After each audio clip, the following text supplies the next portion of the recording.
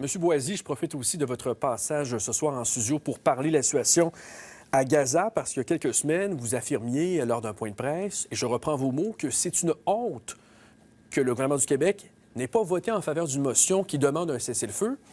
On est pratiquement 2 semaines plus tard, toujours pas de cessez-le-feu qui a été réclamé de la part du gouvernement du Québec. On apprend encore aujourd'hui qu'on a franchi la barre des 5000 morts seulement chez les enfants.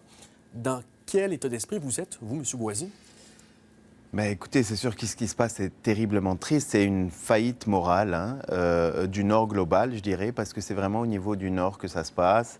Le Canada est absolument en dessous de ce qu'il a été capable de faire historiquement. Rappelons-nous des casques bleus, rappelons-nous de la lutte contre l'apartheid en Afrique du Sud avec Mulroney.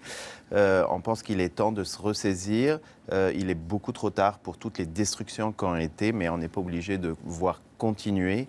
Encore une fois, vous savez, des hauts commissaires de l'ONU, des associations parlent d'un génocide, parlent d'une intentionnalité pour tuer le maximum de gens actuellement. Ce mot-là, c'est important pour vous qu'on le mentionne? C'est important parce que c'est du droit international.